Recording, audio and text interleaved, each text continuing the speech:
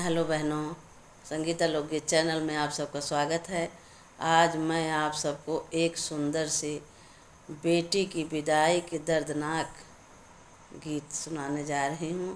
सुनिए, गीत कैसी लगी कमेंट बॉक्स में ज़रूर बताइए। लाइक कीजिए, शेयर कीजिए। अरे अरे आमे पर का सुगना तू हरि जी से कही दी, हरि जी से कही दी। हमारे बाबा बिना तड़पई का रे जवाया नाना जीनी आई नाना जीनी आई। अरे अरे पेड़े पर का सुगाना तू हरि जी से कही दिया, हरि जी से कही दिया।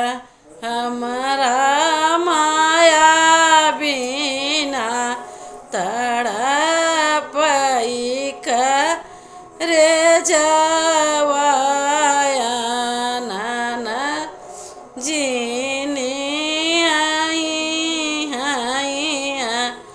नाना जीनी आई।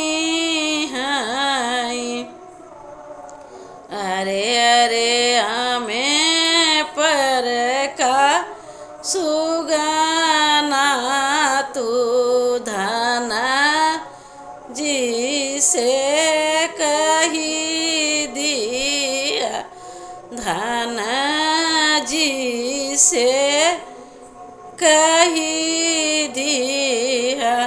हमारे पापा का पापा गो रही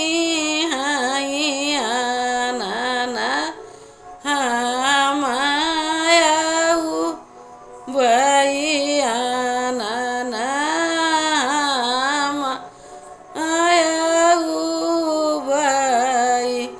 हमारे माया जी का माया कई बो लाई नाना हम आऊ भैया नाना हम आऊ भाई।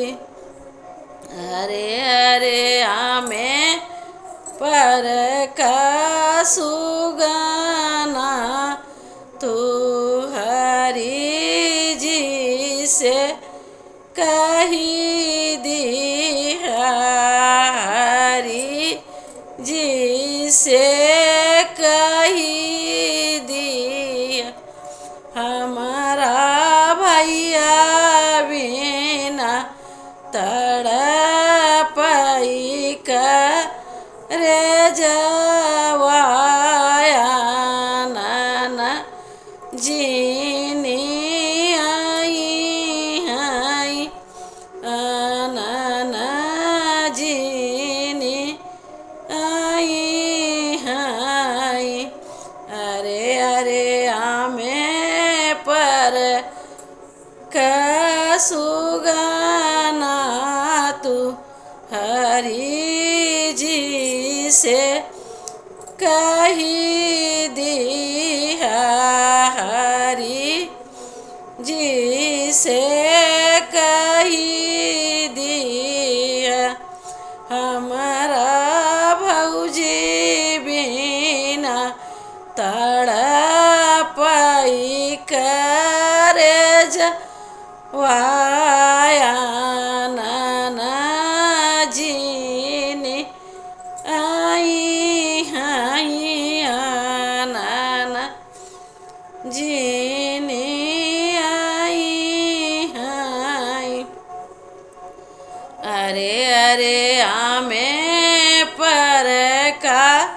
सुगाना तू धन जिसे कही दिया हमारे भैया का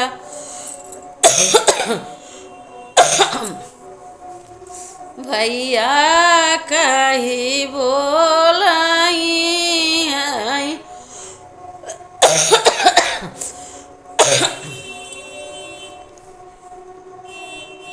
आना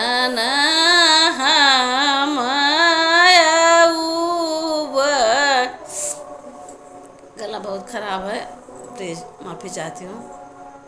इसी प्रकार सब परिवार को लेके गीत गाया जाता है, आप लोग भी गाइए, क्षमा करती माफ़ करिए।